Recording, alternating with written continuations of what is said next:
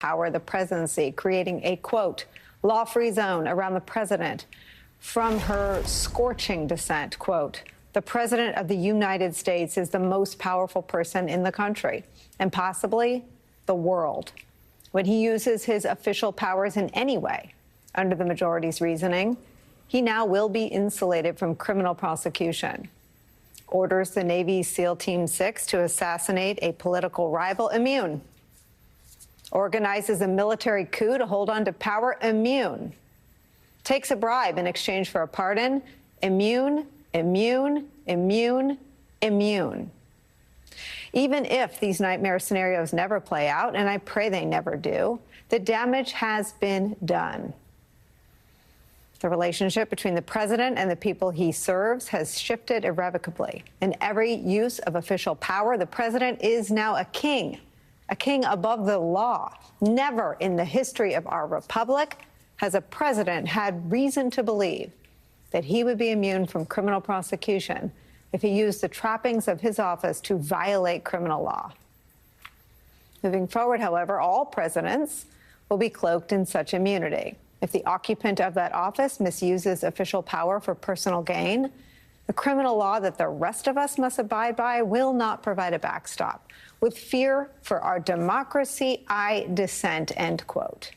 That's where we start today with some of our favorite experts and friends. Former lead investigator for the January 6th Select Committee, Tim Hafey's here.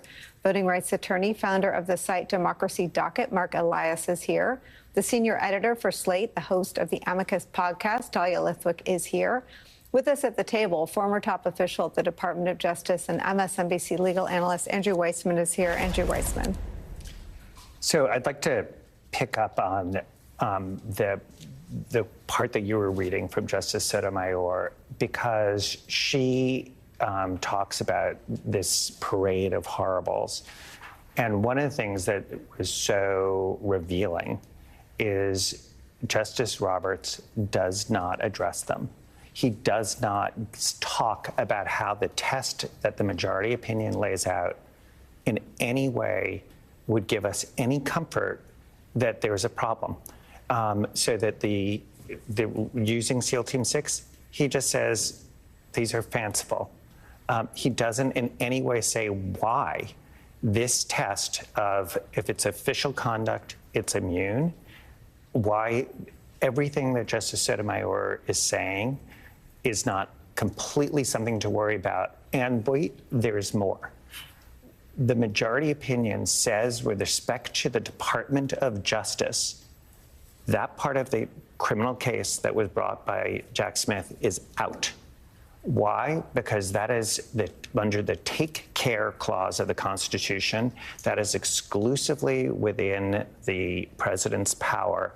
And so even where there is a sham prosecution, he is immune.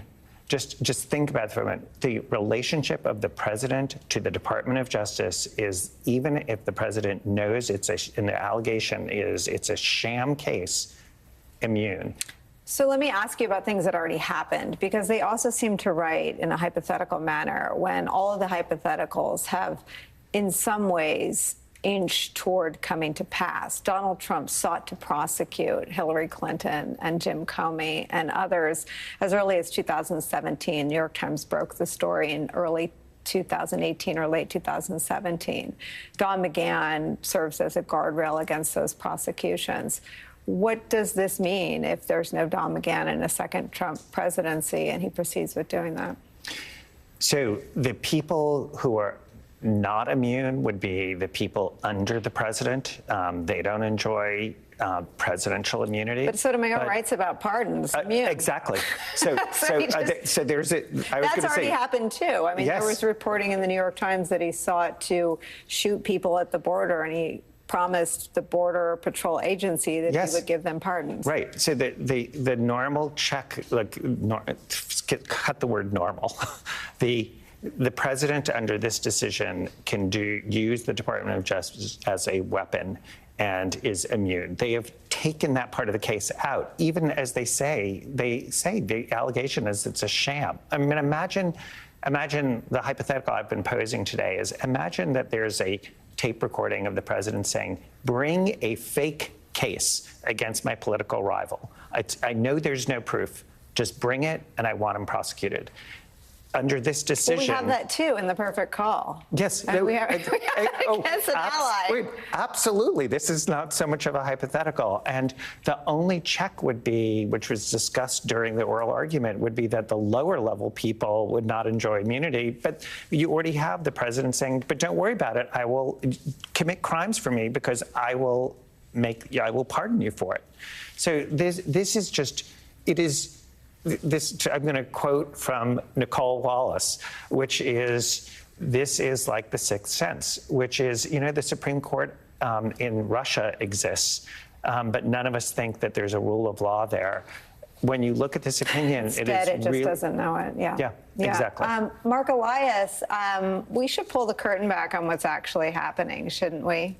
People are exploring options to live in other countries if they think they could be targeted for prosecution by Donald Trump, because targeting you or targeting me or targeting Andrew would be an official act based on today's decision. Yeah, I mean, they could target for criminal prosecution. They could target for administrative investigation, the IRS, the SEC, the EPA. Under this opinion, they could even, engage in physical violence or assassination. And all of that is terribly, terribly troubling in the abstract. But, Nicolle, we're not in the abstract. We're in the reality. And the reality is that Donald Trump has said that if he is elected, he will seek retribution. He has said that if he is reelected, he will be a dictator for at least a day. And there is a team of MAGA extremists who are working on something called Project 2025 and related things to execute and make much more effective Donald Trump's retribution if and when he gets into office. This will not be Nixon's enemies list of a few hundred. This will be Donald Trump's enemies list of several tens of thousands, and the federal government will be his tool from start to finish. Dahlia, I want to read about how this went down, because lest anyone think we're hyperbolic in our reaction to what the majority decided, the conservative supermajority, where a lot of smart people thought there wasn't any legal reason to take it, and smart people thought there wouldn't be any legal reason for them to side with the president, and then smart people thought there wouldn't be any reason for them to give him absolute immunity. He's done all that. I mean, the court has made a mockery of all sorts of people who thought there would be any respect to precedent or restraint or democracy. And again, don't take my word for it. Let me tell you how this went down, and how Justice Sotomayor handled herself this morning. So this is what happened in court. Chief Justice Roberts came in and said, quote, "I have the opinion of the court this morning." He took a deep breath, quote, "Trump versus the United States." During Roberts' reading of the majority, Justice Kagan was watching Roberts intently, along with Justice Kavanaugh, who was leaning forward in his seat. Justice Ketanji Brown Jackson was looking away from her colleagues toward the gallery, her chair slightly turned away from the other members. Roberts proceeded to give 7 reasons why the court made the decision it did, including what Roberts called a lack of precedent and issues that are quite difficult. Said that lower courts didn't provide the above guidance. In Associate Justice Sonia Sotomayor's strong, powerful dissent, this is NBC's reporting, she minced no words about today's opinion, saying, quote, "It makes a mockery of our system of government." She went on to say, quote, "The court gives former President Trump all of the immunity he asked for and more," end quote. "History matters, right?" she said rhetorically, quote, "except here." She took a quick second to look up from the pages she was reading from to glance at her colleagues. NBC goes on to report that if this particular indictment of former President Trump doesn't reach the level of a prosecutable offense, she said this, quote, "It's hard to imagine what prosecution ever would. The man in charge of enforcing laws can now just break them," she said. Ironic, isn't it? She then seemed to make a nod to the political leanings of some of her colleagues on the bench when she said during her dissent, quote, "Why is it a hard question? I don't know. Do you?" She then took the court through a few examples of action she believes the president can now take with his newfound immunity. Order the Navy SEAL Team 6 to assassinate a political rival? Immune. He's the commander-in-chief, she said with snark. With fear for our democracy, I, along with the framers, dissent. That's from our colleagues reporting on how this historic decision went down on this historic day from this body held in historically low esteem. So the first thing I want to say, and I think this is a non-trivial point, is it's really a shame we don't get to hear that. The court has been allowing us to have real-time audio of oral arguments, and yet not allowing us to hear the decision hand-downs. And today might have been a nice day to hear Justice Sotomayor reading from her notes on her dissent, because it just doesn't come across the same. And a handful of people in the courtroom reporting it is not the same as hearing it in her own voice. But to your larger point, I think that we need to really understand that something has broken, I would say irreparably, and that the kinds of courts who used to hand down unanimous or nearly unanimous decisions in these huge, consequential, life-altering cases, that's gone. There's not even an attempt to forge unanimity or to find some common ground so that you can bring people across the aisle. This is simply our team versus your team, my tribe versus yours. And I think the other thing that is really, really urgently important here is that the majority opinion reads like an interesting law school paper on what would you do hypothetically if you were worried about chilling, bold, manly presidential action, and what would you do to protect him? And then you get this absolutely nuts and bolts, meat on the bones dissent from Justice Sotomayor saying, this is not hypothetical, this is not an abstraction. Please answer what you're doing with SEAL Team 6. Please help me understand how the president can't just accept a bribe and call it an official act. Nothing, like Andrew says, radio silence. And so there's a way in which not only do they not attempt to say, we're all one court, we're oracles, we speak in one voice, we're not even having the same conversation today. Let me read from Justice Ketanji Brown Jackson's dissent that gets at some of this for you, Tim Hafey. Even a hypothetical president who admits to having ordered the assassinations of his political rivals or critics, or one who indisputably instigates an unsuccessful coup, has a fair shot at getting immunity under the majority's new presidential accountability model.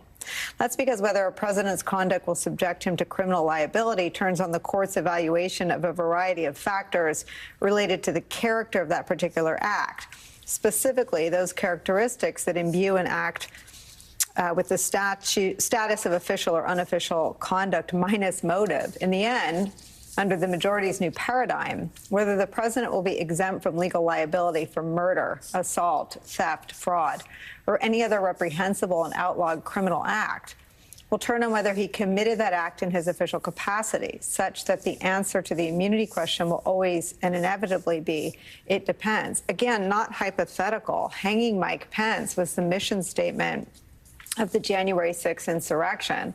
And when told by attorneys and staffers and other officials who you had the opportunity to interview and depose, Trump was indifferent to the mission of hanging Mike Pence. So he doesn't really qualify even as a rival. He wanted assassinated, but there was a plan to assassinate someone who wasn't carrying out his will. And he was at best indifferent, at worst complicit. And the other hypothetical in here is the idea that he instigated. I mean, the whole thing is about instigating an unsuccessful coup. I am sure with this in place, the next one will be wildly successful. Right. Yeah, Justice Jackson's putting her finger on what, to me, Nicolle, is the most, frankly, surprising and disappointing part of the opinion, which is the inability to consider motive evidence.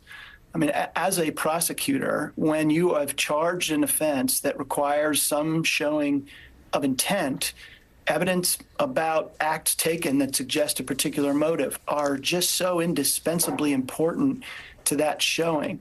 And here, not only has the court articulated a test that says if it's official, then it's immune, but it hamstrings the government from demonstrating motive. And that makes it extremely difficult for the special counsel to march through that indictment and put on evidence, again, even applying the Supreme Court's test without being able to demonstrate evidence of motive. It is going to create a balkanized presentation without the ability to tell the full story. Prosecutors want to tell the full story.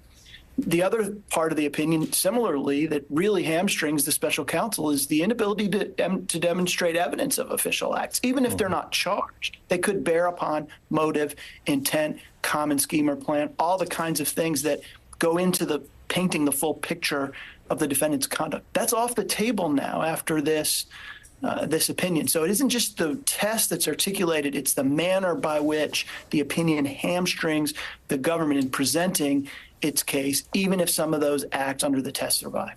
Okay, I committed to getting through these 2 hours without needing a legal sort of education, and I feel like I'm veering into the danger zone here. So let me stop all of you, and let me ask you, just to underscore, Tim Hafey, it feels like the majority made a ruling as though they live in an abstract universe, and that the dissent is in the world in which we live. And it feels that now the Supreme Court very squarely lives on Earth 2 with Donald Trump and Steve Bannon.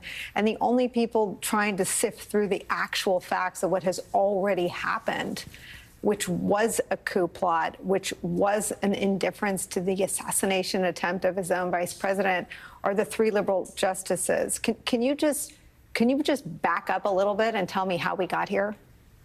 Yeah, look, the court explicitly on the face of the opinion says we make this decision not based on the exigency of the immediate, right? Sort of almost an implicit nod that the conduct, they disagree sort of with the conduct at issue, but they are speaking more broadly to history and these broad incentives. That doesn't work. We live in the real world. The test that they articulate, as much as they want to say it applies to posterity and to history, has very real life consequences. And all the incentives that they talk about with respect to chilling the exercise of robust executive authority, they ignore the incentive that this creates for future presidents to go rogue, right? The license it gives them to use their official immense power of the presidency to do illegal things, Nicolle, that incentive is just as stronger, frankly, than the chilling effect that a decision to allow them forward. So they are living weirdly. The majority seems to be focused on this sort of pristine notion of long-term incentives, but are ignoring the real reality of a rogue president who wants to misuse the law. Well, and the judgment of history, I think, will look at this court as ignoring the reality that the extraordinary event isn't Jack Smith's attempt at prosecuting Donald Trump. The extraordinary event is the Donald Trump presidency. I have to sneak in a quick break. No one's going anywhere. We have a lot more to get through over these 2 hours. This is it. We're going to dive into every inch and paragraph of this decision, try to understand what Justice Sotomayor describes basically as a new chapter for our country. We're going to continue to talk about what this means for the effort to hold Trump accountable for the insurrection at the United States Capitol on January 6th. We'll ask the question, will his unchecked power means that he pursues for prosecution, or worse, those who tried to hold him accountable? January 6th Select Committee member Zoe Lofgren will join us. And later, how today's decision all but dismantles the rule of law for future U.S. presidents and those they would pardon, underscoring once again just how important the November election is. All that and more when Deadline White House continues after a quick break. Don't go anywhere.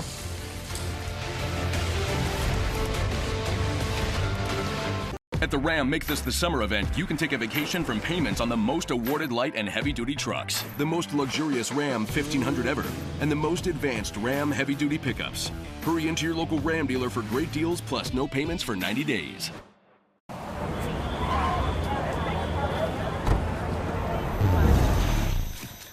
Introducing Ned's Plaque Psoriasis. Ned, what are you wearing? He thinks his flaky red patches are all people see. Otezla is the #1 prescribed pill to treat plaque psoriasis. Ned? Otezla can help you get clearer skin and reduce itching and flaking, with no routine blood tests required. Doctors have been prescribing Otezla for nearly a decade. Otezla is also approved to treat psoriatic arthritis. Don't use Otezla if you're allergic to it. serious allergic reactions can happen. Otezla may cause severe diarrhea, nausea, or vomiting. Some people taking Otezla had depression, suicidal thoughts, or weight loss. Upper respiratory tract infection and headache may occur. With clear skin, movie night is a groovy night. Live in the moment. Ask your doctor about Otezla. One way to avoid expensive car repair bills is to be a race car driver. The other is Endurance. Endurance saved me more than $7,000. Without Endurance, breakdowns can cost thousands. With Endurance, you're covered. Endurance covers nearly every car on the road. Plus, you pick the mechanic you trust. Act now for $300 off any plan, plus a year of elite benefits and a 30-day money-back guarantee. Call 1-877-204-1084. Now. Hi, I'm Tolga, and this is Oscar. I feed him Smalls. It's super high-quality fresh food that he loves. He's a much healthier weight, he's way more active, his coat is softer than ever, even his breath is better. Plus, he loves the box. Happy accidents, serendipity, other words that mean that. It's one of the things that makes Pinterest, Pinterest, where that thing that you were looking for leads you to that other thing you didn't even know you were looking for, which then leads to some other completely different thing, and all of a sudden you realize you were an old money baddie goth goblin core girly girl all along. Before the Olympics, France warms up with its signature race. 3 weeks of speed. Oh my goodness. Sacrifice and splendor. The Tour de France on Peacock. The password is password. Oh! This. Password? Password, Tuesday on NBC and Peacock. Lester Holt, America's most trusted TV news anchor.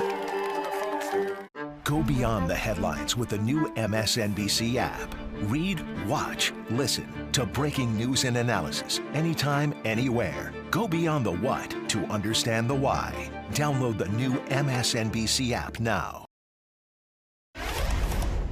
What I'm, I guess, more worried about, you seem to be worried about the president being chilled. I think that we would have a really significant opposite problem if the president wasn't chilled. If someone with those kinds of powers, the most powerful person in the world, with the greatest amount of authority, could go into office knowing that there would be no potential penalty for committing crimes. I'm trying to understand what the disincentive is from turning the Oval Office into, the seat of criminal activity in this country. Again, Donald Trump sought to do that. All of his ranting and ravings publicly and privately, quote, "Where is my Roy Cohn," end quote, was about that, was about being immune from prosecution. As I read it, the Supreme Court has just given him what he sought all along. I totally agree. And to quote Justice Sotomayor, and more. Right.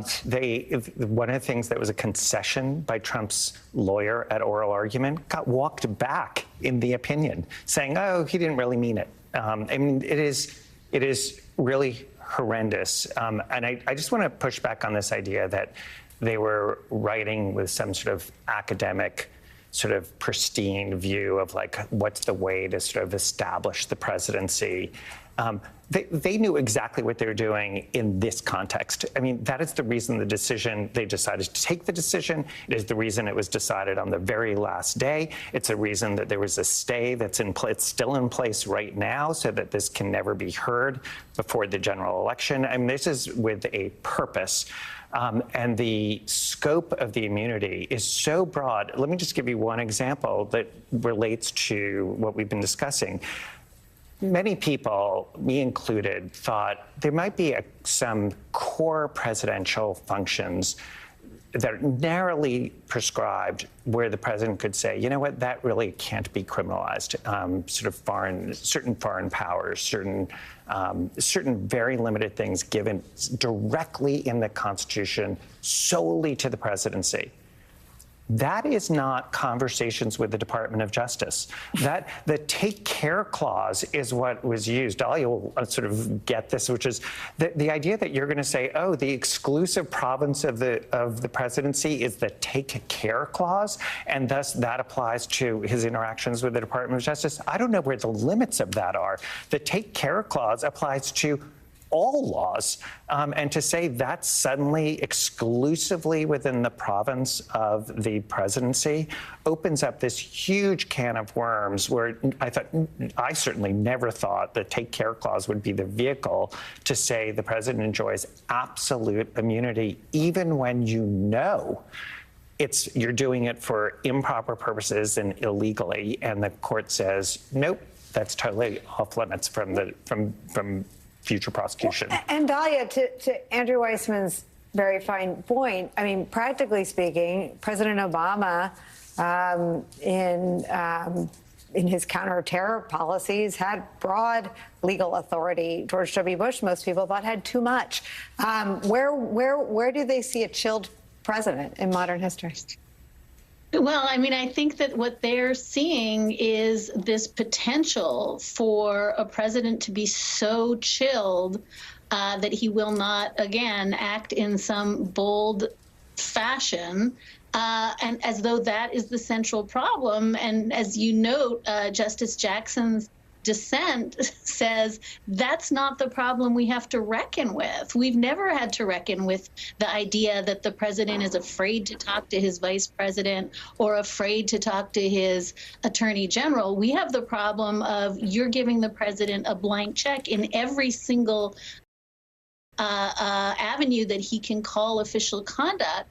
And the other thing that I think is really, really important here, if I can say it, is that throughout the last couple of years, we've talked about the ways that the court blinkers itself, right? It blinkers itself to the adverse effects on real pregnant people with Dobbs. It blinkers itself to the scourge of gun violence, when it does the bump stock ruling. It blinkers itself to climate change or COVID when it decides those cases. But I think we never expected the court to blinker itself to Donald J. Trump and January 6th. I think most of us thought there was some 5, 6 number of justices who were horrified at actions that, let me just say this, took place across the street from where they worked. And the idea that that doesn't come up in the Anderson case, the Colorado case, it doesn't come up last week in the Fisher case, the obstruction statute, it doesn't come up today except for in the dissents, where we have the dissenters in these cases saying this isn't a theoretical question. This happened. And the choice to blinker yourself, that 6 justices choose to think that either that didn't happen or they were just like tourists lost at the gift shop, that is such a shock to those of us who believed maybe not that this was a 3-3-3 court, but that it was a court with some center that cared about democracy. And I think that's why we're all feeling a little speechless today, because to put the lie to that is really beyond what I could have contemplated. You know, Mark Elias, it was clear, I think, on before January 6th, I would say in November of 2020, when Mitch McConnell and Kevin McCarthy made the ultimately lethal decisions to let Donald Trump cry it out instead of saying our names were on the ballot too. The election was free and fair. Lifelong Republican Chris Krebs said so. Close the book. Bye. Thank you for your service. We put in motion a slide toward autocracy that very few people recognize. You did, and it's why we seek your wisdom and counsel all the time. And then I think we missed all the signs that the Supreme Court, in abandoning its own under oath testimony to honor precedent when it came to Roe, when it did the opposite, we weren't really set up for gaslighting from the Supreme Court.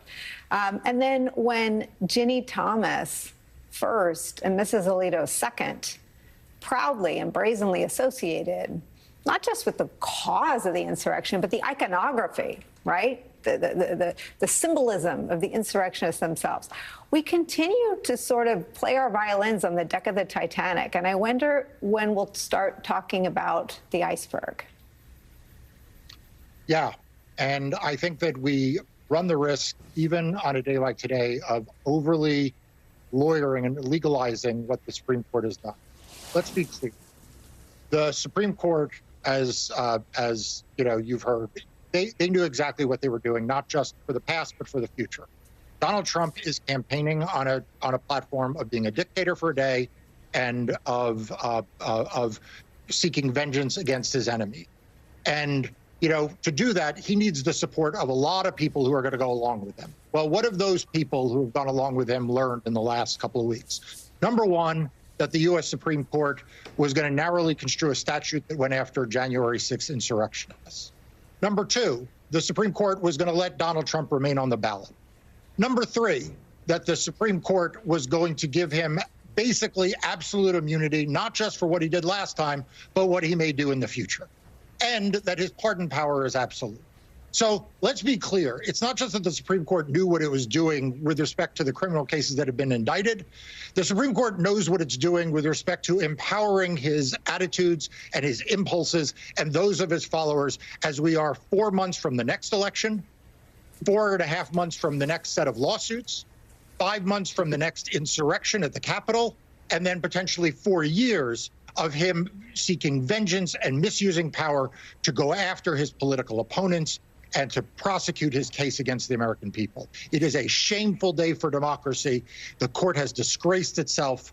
And I'll tell you, every one of us needs to be steeled for a battle to stand up for the rule of law going forward.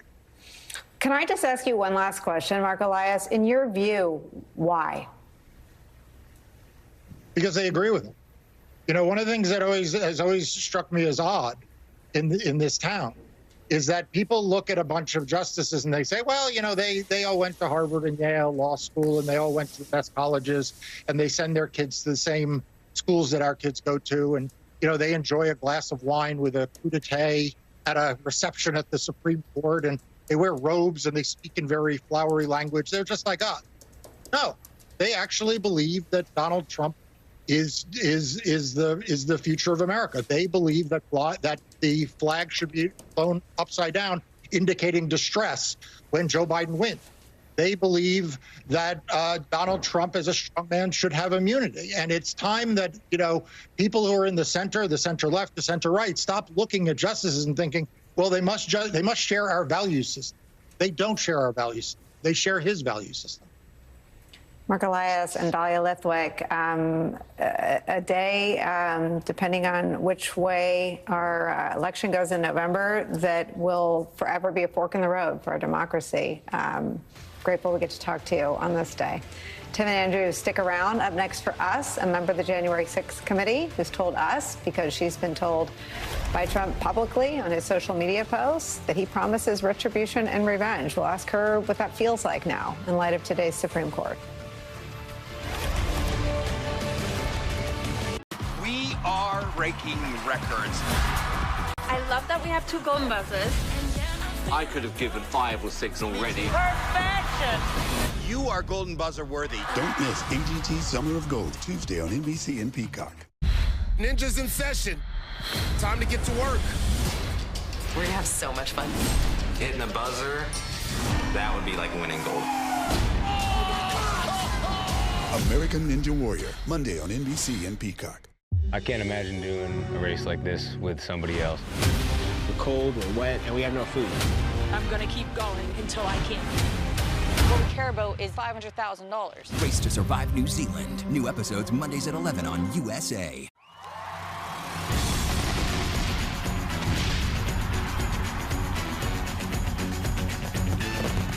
Macy's 4th of July fireworks. Live, 8/7 Central on NBC and Peacock. I can't wait to see what I'm capable of. Wow. Oh, baby. Wow. Welcome back, Simone Biles.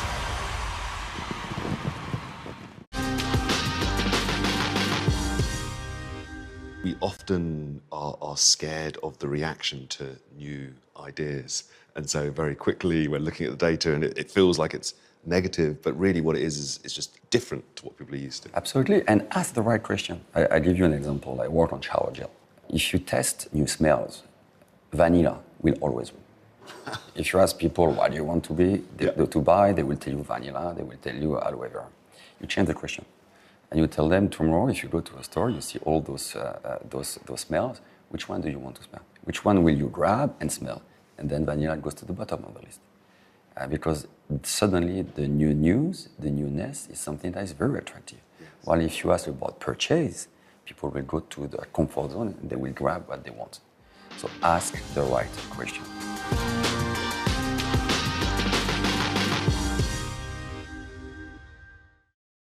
More Americans turn to NBC News than any other news organization. The paper towel will absorb the acid. That's crazy. Green tea to calm acne. Tap magnifier. We can zoom in. Oh, look at that. The steam from the ice takes out all of the wrinkles. The way to get it out is to use the shell that is left over. It works every single time. This is my favorite tip of the day. Brilliant, brilliant, brilliant. Personal finance is personal. You don't want to do what somebody else is doing. Oh, that's genius. You just saved me $40. That's a good idea. Closer to the Gaza border. A story of resilience and hope. Please take care of yourself and each other. Numbers. They never lie. They tell it like it is. They don't lean politically to the left or to the right. In the end, numbers tell stories that words alone can't. And when you look at the world through numbers, somehow it all adds up.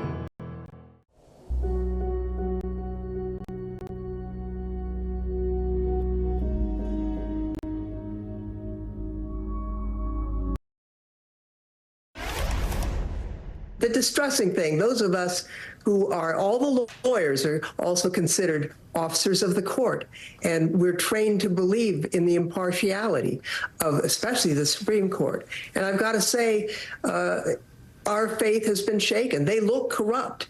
The process used to appoint them was rigged, and they appear to be partisan hacks. And it's really a very distressing situation for our American democracy.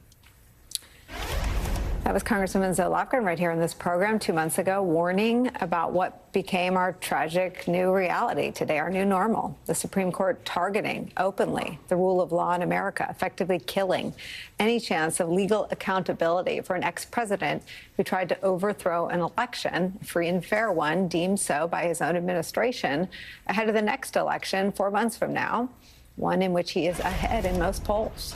Joining our coverage, former January 6th Select Committee member, Democratic Congresswoman Zoe Lofgren of California. Tim and Andrew are still with us. Congresswoman, your reaction? Well, I had feared something like this. The court has basically turned its back on the proud history of our country, where no man is above the law. You know, we overthrew a king a few hundred years ago, and they have taken steps to allow absolute immunity for the president for what they declare as official acts, which is basically, from what they've said, probably anything he does, although they give lip service to unofficial acts. I mean, they basically had said anything the president says and does is within the penumbra of his official acts. That's not what the Constitution says. It's not what the founders intended. It's not what our democracy needs. These guys are extremists, really. They're extremists with a political agenda, and it's very disturbing. I mean, here are the official acts that we know about because of news accounts. I mean, he sought to pardon border officials if they broke the law to get them to do what he wanted.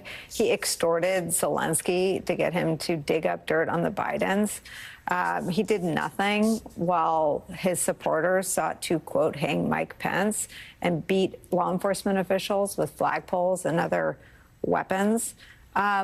What do you imagine, having spent days and weeks and months investigating his first administration through the eyes and ears of his last administration officials, what do you envision for a second term should the polls as they are today hold up and he prevail?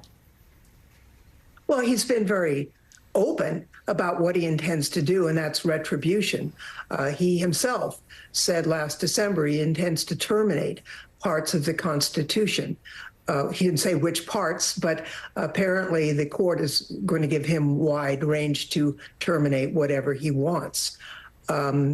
He summoned a mob to Washington, knowing they were armed. He sent them to the Capitol to try and prevent the peaceful transfer of power. If that's okay, we've got a problem in this country. And certainly in the debate the other night, he would not commit to accepting the election results this November unless he won. So we've got a problem here. If he cannot be accountable, if any president cannot be held accountable under the laws that exist, that's a complete departure from our history. I guess, theoretically, President Biden, acting within the scope of his official duties, could dispatch the military to take out the conservative justices on the court, and he'd be immune. Think so? Well, legally, Andrew Weissman, is she right?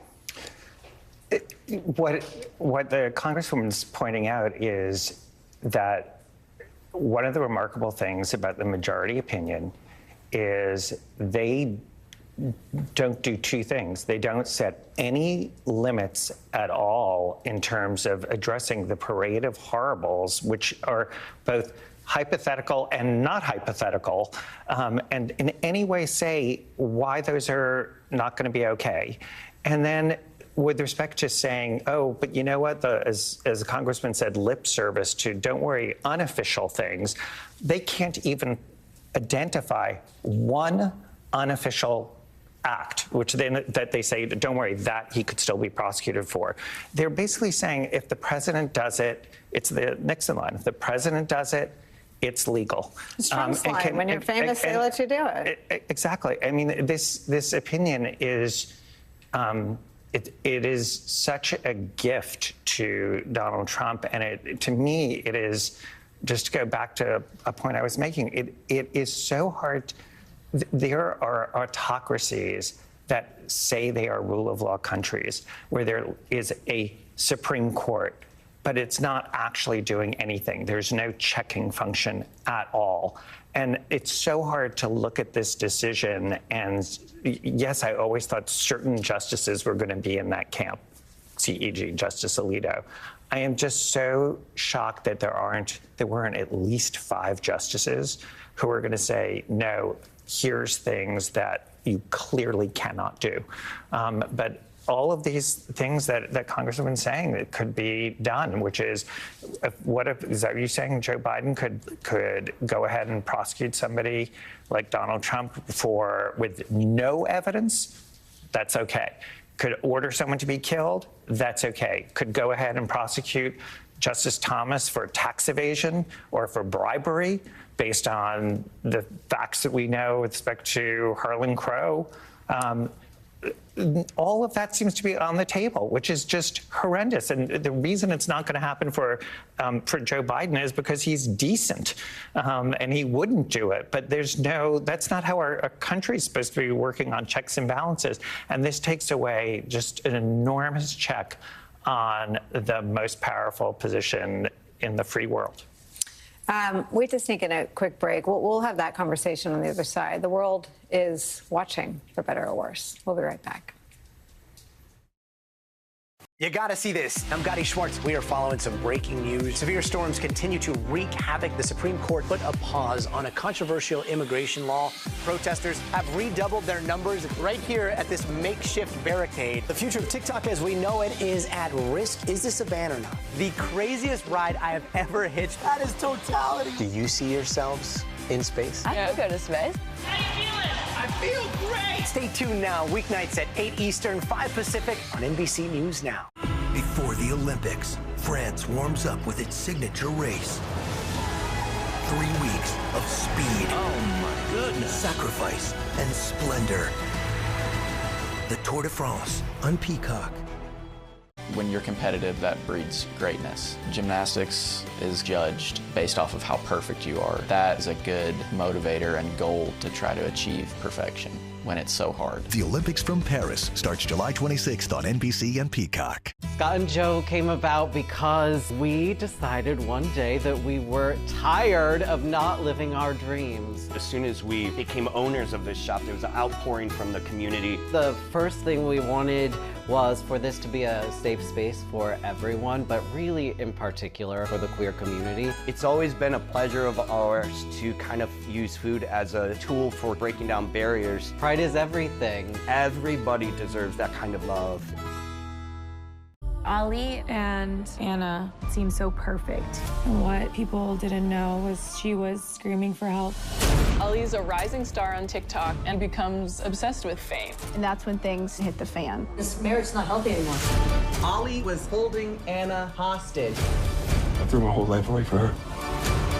You're my woman! You need people like me so you can point your fingers and say, that's the bad guy. Stay up to date on the biggest issues of the day with the MSNBC Daily newsletter. Each morning, you'll get analysis by experts you trust, video highlights from your favorite shows. 2024 is now truly the most important election in the history of our country. Previews of our podcasts and documentaries, plus written perspectives from the newsmakers themselves, all sent directly to your inbox each morning. Get the best of MSNBC all in one place. Sign up for MSNBC Daily at msnbc.com.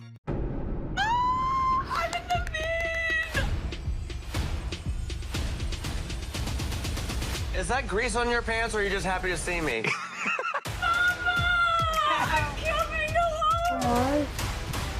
This has changed our relationship completely. You need to figure it out. You're both gone. Don't drop the anchor. This is Asta. I love you so much. We do.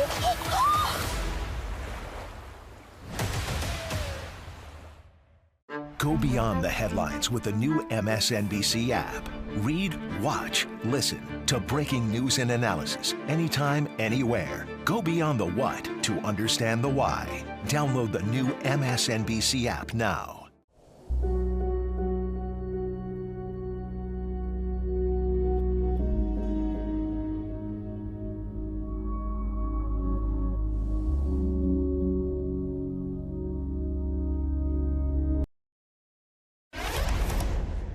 We're back with Congresswoman Lofgren, Tim, and Andrew. Tim, this is a day Justice Sotomayor has written in her dissent that with fear for our democracy, quote, I, along with the framers, dissent. The start of her dissent goes like this, quote, today's decision to grant former presidents criminal immunity reshapes the institution of the presidency. It makes a mockery of the principle foundational to our Constitution and system of government that no man is above the law, relying on little more than its own misguided wisdom about the need for bold and unhesitating action by the president. The court gives former President Trump all the immunity he asked for and more, because our Constitution does not shield a former president from answering for criminal and treasonous acts. I dissent. Again, it's a fork in the road moment. Sometimes it's hard to feel that in a cable news cycle, but when I read her dissent, I felt it. And I want to ask you if this provides an alternate history for Nixon. I mean, why would Nixon have had to leave office? It sounds like he could have gotten away with all that, and quoting Sotomayor, and more. Exactly right. He was pardoned because he attempted to interfere with an FBI investigation of the Watergate break-in. And the acknowledgement implicit in the pardon and his acceptance of the pardon is that he violated the law and could be prosecuted. Under the court's test articulated today, the executive's, the president's supervision of the Justice Department, including the FBI, is core protected the prerogative of the president. That would be immune. That's why Justice Sotomayor, understandably, is so exercised about this and talks about a fork in the road. Right? The court identified this three categories: core conduct, exclusive province of the president, things like the conduct of foreign affairs or the pardon authority. And the other extreme is purely personal things, well beyond his status as president, a very small category. The real ball game here, Nicolle, is in the middle. It's stuff that is arguably official, and there's a presumption that that will be immune. And the court doesn't really give lower courts much help in what it takes to rebut that presumption. They essentially says it can be rebutted if there's the prosecution shows no danger or intrusion of the authority and functions of the executive branch. I don't even know what that means. So Judge Chutkan and other judges have to sort out if something is potentially official, does it interfere? Would prosecution of it interfere somehow with the functioning of the executive branch? That's why there's not a lot of confidence, and Justice Sotomayor is correct, that that's not going to lead to a lot of bad behavior that is outside the realm of criminal prosecution. Congresswoman, you are by name and by participation in the January 6th Select Committee, which the convicted felon, ex-president, Republican candidate, currently leading in the polls, calls the Unselect Committee. He's targeted the Committee for Prosecution. Are you nervous? No, I'm not nervous. I'm nervous for our country. As you know, I'm sure the Constitution provides that members of the Congress cannot be held to answer for their legislative acts anywhere else. It's the only actual immunity provided for in the Constitution. Trump today on his Truth Social said that the January 6th committee members should be arrested. Then he suggested that there should be military tribunals, specifically with a picture of Liz Cheney. And if you take a look at what the court's decision is today, that he would violate the law and the Constitution appears to be okay with them. They have created we're 3 days short of the 248th anniversary of the signing of the Declaration of Independence. And they have trashed that today with creating an imperial presidency that our forefathers overturned. They didn't want a king. I don't want one either. And I think, voters have an opportunity to prevent this guy from becoming the authoritarian leader that he has told us he wants to be. But we also have a problem with this court that we've got to grapple with. How do we address this? The next president probably is going to appoint 3 justices. And so if Mr. Trump is not elected, there'll be some opportunity to get back to the center, away from this extremism in the court. They have shown a propensity, this court, to just completely overturn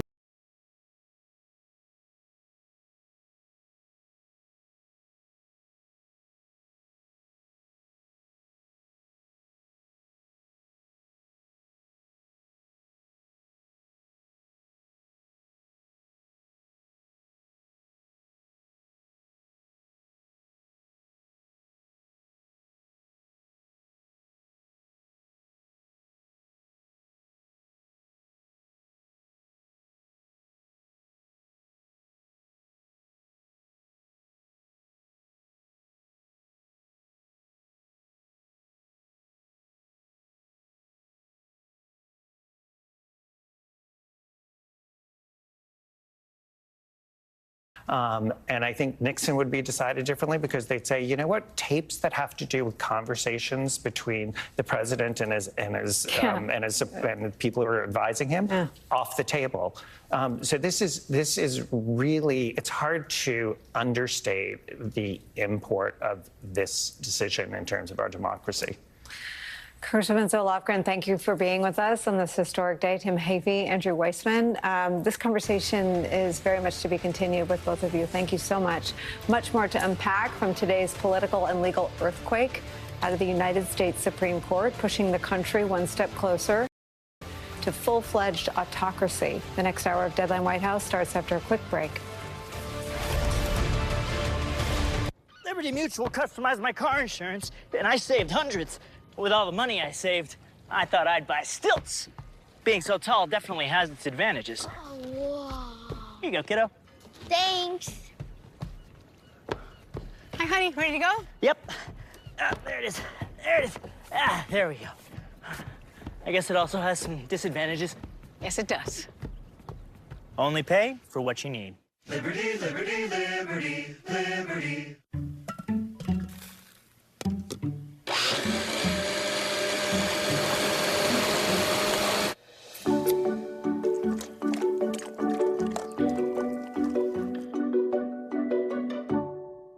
You didn't live this strong, this long to get put on the shelf like a porcelain doll.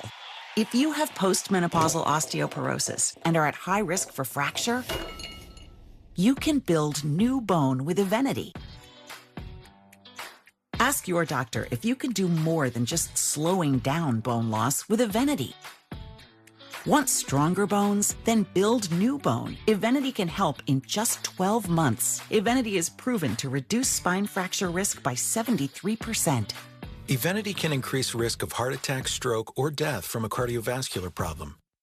Do not take Evenity if you have low blood calcium or are allergic to it. Serious allergic reactions and low blood calcium have occurred. Tell your doctor about jawbone problems, as they have been reported with Evenity, or about pain in your hip, groin, or thigh, as unusual thigh bone fractures have occurred. Don't let a break put you on a shelf. Talk to your doctor about building new bone with Evenity. At St. Jude, we don't care who cures cancer, we just need to advance the cure. It's a bold initiative to try and bump cure rates all around the world, but we should. It is our commitment. We need to do this. This bakery needs new equipment fast to keep up with demand, so they're going to OnDeck, the online lender that makes it easy to choose your loan and, if approved, get funds as soon as the same day. Your loan is on deck. After Homoglow cleaned our place for $19, we fired our old housekeeper. Homoglow tackled everything, from our kitchen to our bathroom, all our laundry. You just pick a date, pick a cleaner, and enjoy a spotless house for $19. Most people call leaf filter when their gutters are clogged and they notice one of the many issues that can bring. Well, sometimes it's the smell of mildew when water has seeped into the interior walls, or maybe they've spotted mold in the attic. But most often, it's the more obvious signs of damage, like rotten soffit, fascia, or water pooling near their foundation. You can get ahead of costly damage by protecting your home's gutters today. We're in your neighborhood and ready to help. Schedule your free gutter inspection today. Call 833-LEAF-FILTER or visit leaffilter.com. One of the things I like about what I get to do is that each day is pretty unique. I might find out that there's not a lot of new numbers in the world today, and so today's going to be a day I'm going to spend researching. The only way to really be prepared is to get it all in my brain ahead of time. Download the new MSNBC app now at msnbc.com/app.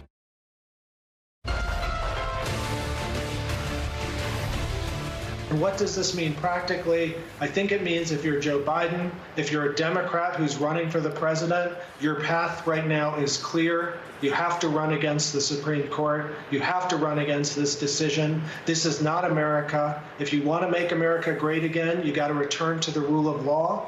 This decision today, unfortunately, is a blueprint on how to end the rule of law. Are you arguing? Hi again, everybody. It's now 5 o'clock in New York. A blueprint for how to end the rule of law coming from none other than the United States Supreme Court itself. Today, the United States Supreme Court ruling that despite what the conservative majority says, there is someone in America who is above the law. The president, in a 6-3 ruling on presidential immunity, a defense Donald Trump had been using to fight his very specific indictment over the January 6th insurrection. The Supreme Court finds that presidents are immune from prosecution for official acts, giving unprecedented power to the office of the presidency, essentially making an American president a king, as Justice Sonia Sotomayor writes in a blistering dissent for the history books, bringing us one step closer to living in an autocracy right here in America. The leader of the United States, unchecked by the other branches of government, leaving the ultimate check in the hands of voters. A remarkable fact, Justice Ketanji Brown Jackson notes in her dissent, writing this, quote, stated simply, the court has now declared for the first time in history